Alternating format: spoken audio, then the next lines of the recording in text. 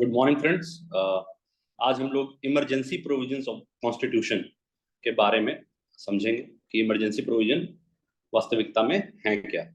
तो जैसा कि ऑलरेडी रिटन है कि पार्ट 18 जो कॉन्स्टिट्यूशन का है उसमें इमरजेंसी प्रोविजन मेंशन्ड है और आर्टिकल 352 से लेके आर्टिकल 360 के बीच में ये प्रोविजन कॉन्स्टिट्यूशन का पार्ट, राइट। तो पार्ट 18 में आते हैं हमारे आर्टिकल 352 से लेके 360 जिसमें इमरजेंसी प्रोविजंस की बात की गई है।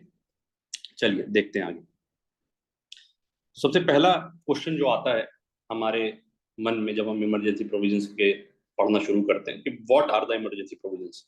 तो आइए एक बार देखते हैं कि इमरजेंसी प्रोविजंस हैं क्या।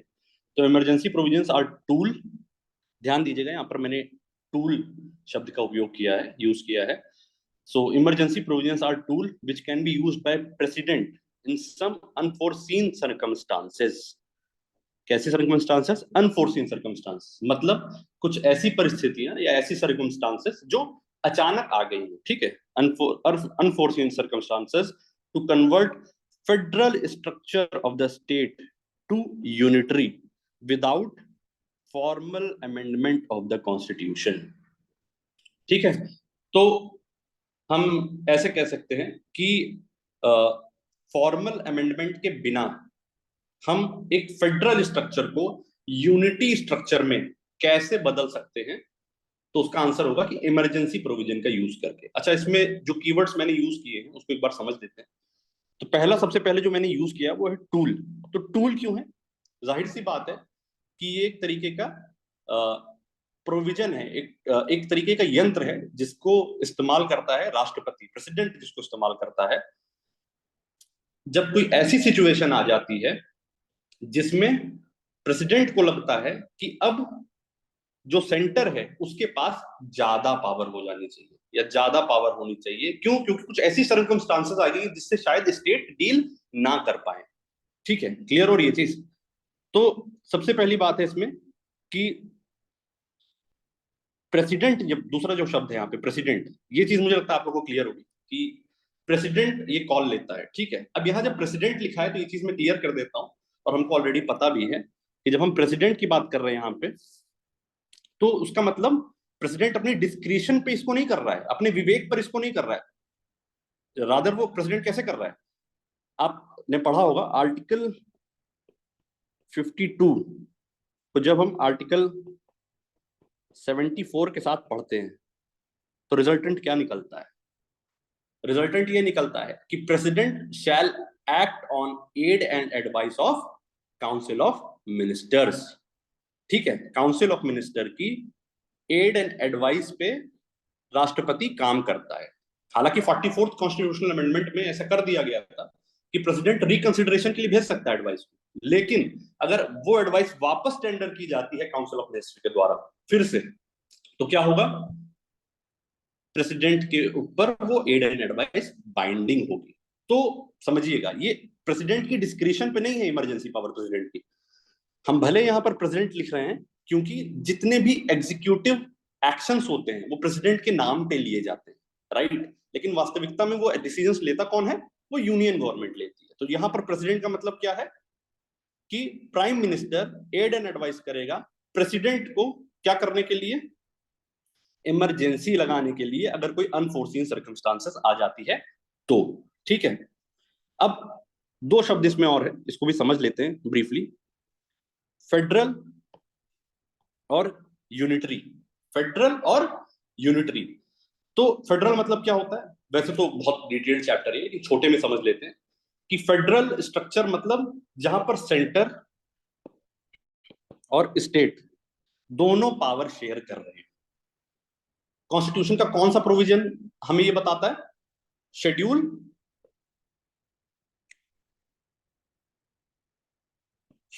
7 of Indian constitution and article 246। तो शेड्यूल 7 ऑफ इंडियन कॉन्स्टिट्यूशन और आर्टिकल 246, इन दोनों को अगर हम साथ में देखें तो ये हमें क्या बताते हैं? तो ये हमें बताते हैं कि तीन लिस्ट एग्जिस्ट करती हैं, लिस्ट 1, लिस्ट 2, लिस्ट 3। लिस्ट 1 मतलब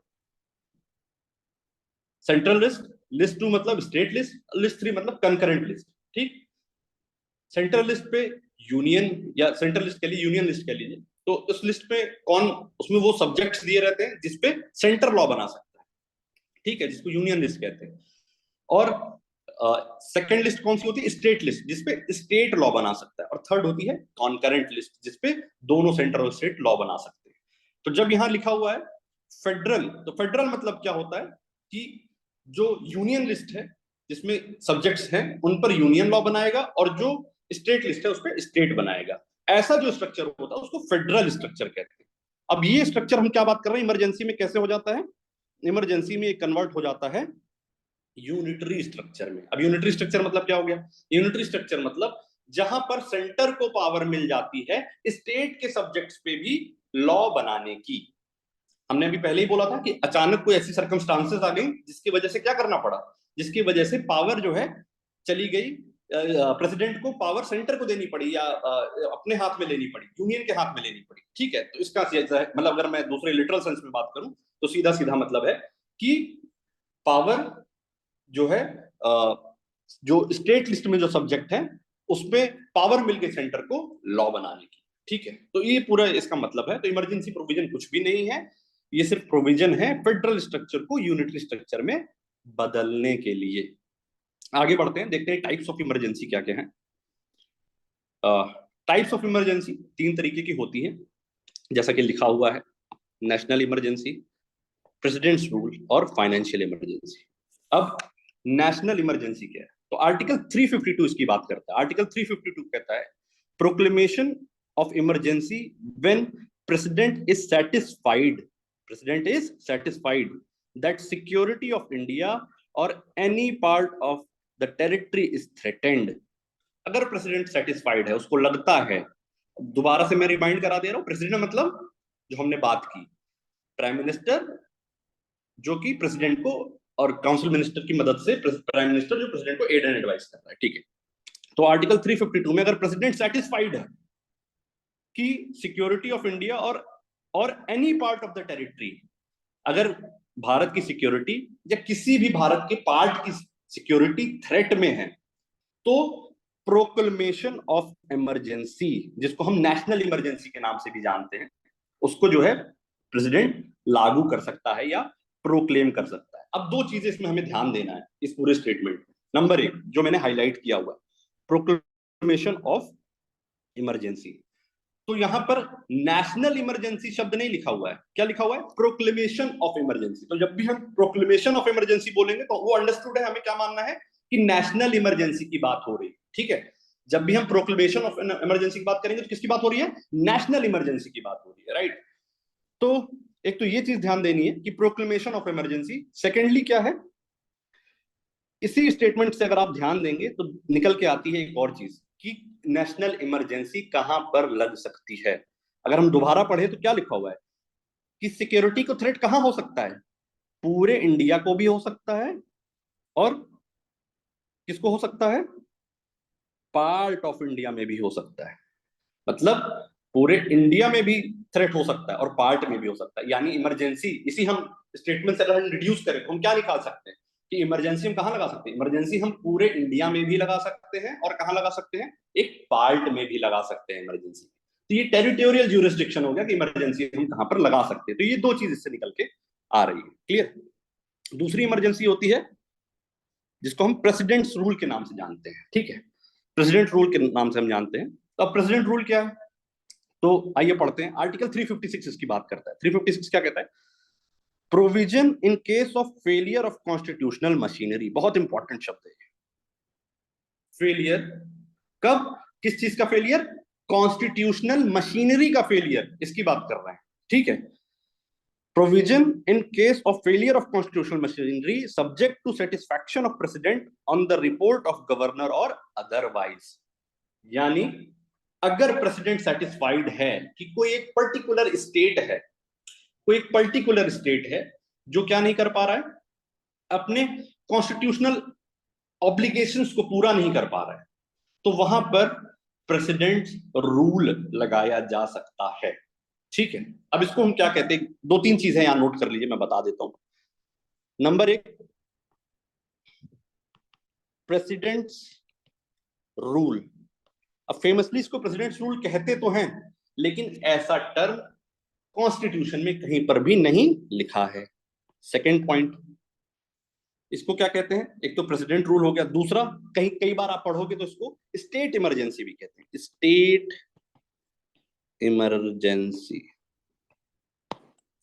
अब ये जो शब्द है स्टेट इमरजेंसी, ये भी कॉन्स्टिट्यूशन पे कहीं भी मेंशन्ड नहीं, ठीक? ये ध्यान में रखिएगा दो चीजें। तो नेशनल इमरजेंसी के कंटेक्स्ट में हमने क्या देखा था, कौन से शब्द का इस्तेमाल किया गया है? प्रोक्लेमेशन ऑफ इमरजेंसी का, राइट? यहां पर प्रेसिडेंट रूल में कैसी इमरजेंसी की बात किया गया है? तो प्रेसिडेंट्स रूल में इमरजेंसी की बात किया गया है प्रोक्लेमेशन। अब यहां प्रोक्लेमेशन ऑफ इमरजेंसी शब्द नहीं यूज हुआ, यहां यूज हुआ शब्द कि प्रेसिडेंट बाय प्रोक्लेमेशन में अज्यूम, कि वो अज्यूम कर सकता है पावर जो कि एक स्टेट में निहित है। एक स्टेट की जो भी पावर्स हैं प्रेसिडेंट उनको अज्यूम कर सकता है एक प्रोक्लेमेशन से। लेकिन ध्यान रखिएगा इमरजेंसी शब्द का उपयोग कहीं पर भी नहीं हुआ है। अब मैं ब्रीफली बता देता हूं कि ये होता कैसे है। तो अगर आप लोग ने पढ़ा भी होगा आर्टिकल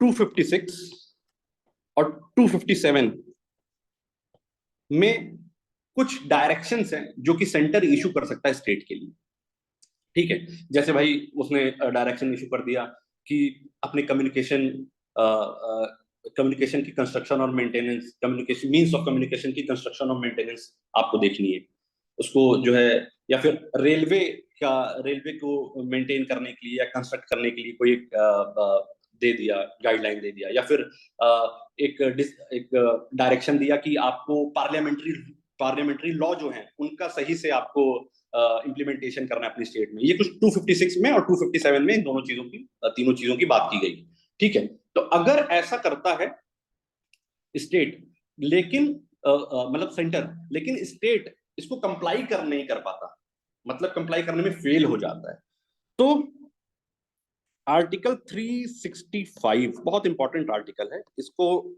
ट्रिगरिंग आर्टिकल के नाम से भी जाना जाता है। ये ट्रिगर करता है आर्टिकल 356 को। अब ओरिजिनली अगर हम देखें तो प्रेसिडेंट रूल कहां पर मेंशन्ड है? प्रेसिडेंट रूल शब्द नहीं मेंशन है, लेकिन प्रेसिडेंट रूल का कॉन्सेप्ट कहां मेंशन्ड है? आर्टिकल 356 में मेंशन्ड है, राइट? जहां पर प्रेसिडेंट रूल लगाया जा सकता है। 5 क्या कहता है? 365 ये ट्रिगरिंग आर्टिकल है जो बताता है कि अगर प्रेसिडेंट सेटिस्फाइड है कि एक पर्टिकुलर स्टेट क्या कर रहा है, अपने कर्तव्यों का निर्वहन संवैधानिक तरीके से नहीं कर पा रहा है, यानी कॉन्स्टिट्यूशनल मशीनरी का ब्रेकडाउन हो चुका है, तो 356 का यूज करके वो प्रेसिडेंट रूल लगा सकता है, ठीक है?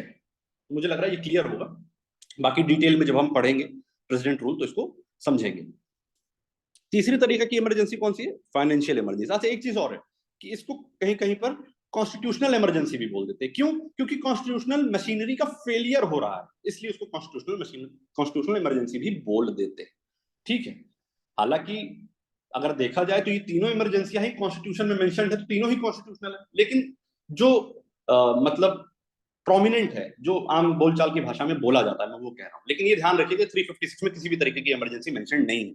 चलिए फाइनेंशियल इमरजेंसी पे आते हैं। फाइनेंशियल इमरजेंसी क्या? तो आर्टिकल 360 इसकी बात करता है, क्या कहता है?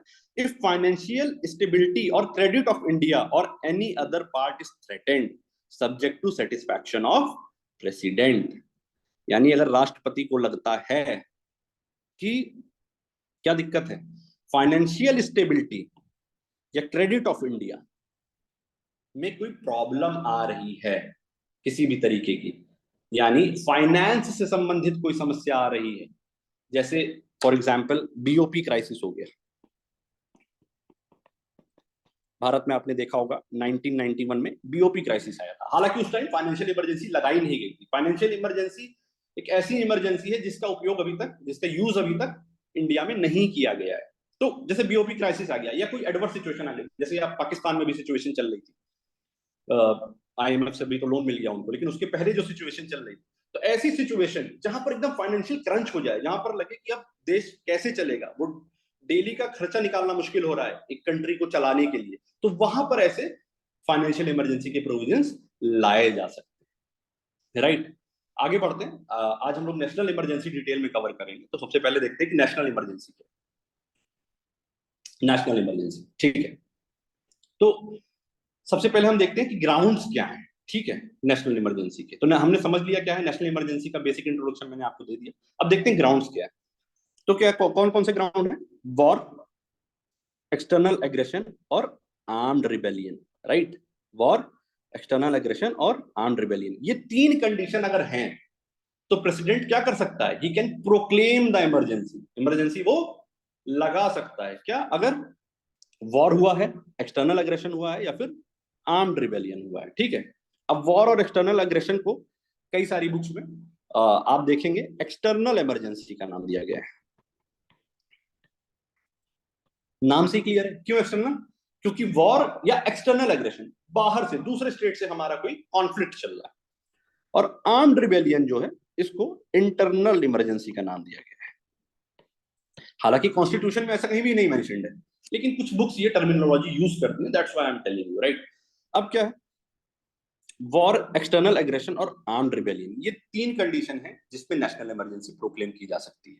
अब आर्म्ड रिबेलियन जो है, इसको हम ध्यान में रखते हैं थोड़ा। क्यों? क्योंकि ओरिजिनली कॉन्स्टिट्यूशन में आर्म्ड रिबेलियन नहीं था। इसकी जगह पर क्या था? Internal disturbance. Internal disturbance. अब इंटरनल डिस्टरबेंस जो था, ये क्यों था? क्योंकि जस्ट अ सेकेंड, हाँ। तो इंटरनल डिस्टरबेंस क्यों था? तो इंटरनल डिस्टरबेंस इसलिए था क्योंकि ये जो पूरा प्रोसेस है, इसको मिसयूज किया गया था मिसेस इंदिरा गांधी द्वारा, ठीक है। राजनारायण केस, एक बहुत फेमस केस, आप लोग पढ़ सकते हो उसको। तो राजनारायण केस में उनके ऊपर एलिगेशन लगे थे कि वो मेलाफाइड प्रैक्टिस कर रही हैं इलेक्शन में, जो कि प्रूव हुआ था। और फिर उनकी सदस्यता लोकसभा की चली गई थी, जिसकी वजह से उनको अपने प्राइम मिनिस्टर के पद से शायद इस्तीफा देना पड़ता। तो ऐसा कहा जाता है, एलेज्ड है ऐसा, कि उन्होंने इंटरनल डिस्टरबेंस का ग्राउंड यूज करके क्या किया? इमरजेंसी लगा दी भारत में, ठीक है। और ये इसका जो मिसयूज हुआ, क्यों हुआ? क्योंकि इंटरनल डिस्टरबेंस एक ऐसी चीज है जो बहुत सब्जेक्टिव है, जिसको डिफाइन नहीं किया जा सकता कि क्यों एक्चुअली में इंटरनल डिस्टरबेंस है क्या। तो 44th constitutional amendment Morarji Desai ji की सरकार, जनता पार्टी की गवर्नमेंट 1978 में लेके आती है, जिसके तहत क्या किया जाता है? जिसके तहत इंटरनल डिस्टरबेंस जो ग्राउंड है, उसको बदल के आर्म्ड रिबेलियन कर दिया जाता है। अब आर्म्ड रिबेलियन क्या है? तो आर्म्ड रिबेलियन मतलब कोई ग्रुप है आपका कंट्री में, कोई भी एथनिक ग्रुप हो गया या कोई भी ग्रुप हो गया, टेररिस्ट ग्रुप हो गया, जो स्टेट के अगेंस्ट वॉर वेज करते। फॉर एग्जाम्पल जैसे माओइस्ट है, ठीक है, ये पावर में आ जाएं या गवर्नमेंट को ओवरथ्रो करने लगे कहीं कहीं पर, और रिबेल कर दें स्टेट के अगेंस्ट। हालांकि अभी भी वो रिबेल ही कर रहे हैं, लेकिन ऐसी सिचुएशन नहीं है। लेकिन ये बड़े स्केल पे हो जाए तो गवर्नमेंट क्या कर सकती है?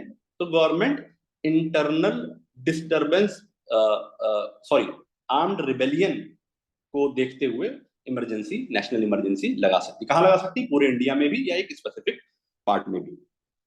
चलिए आगे बढ़ते हैं। यहाँ पर 38 कॉन्स्टिट्यूशनल अमेंडमेंट 1975 में जो इंदिरा गांधी द्वारा लाया गया था, वो दिया गया है।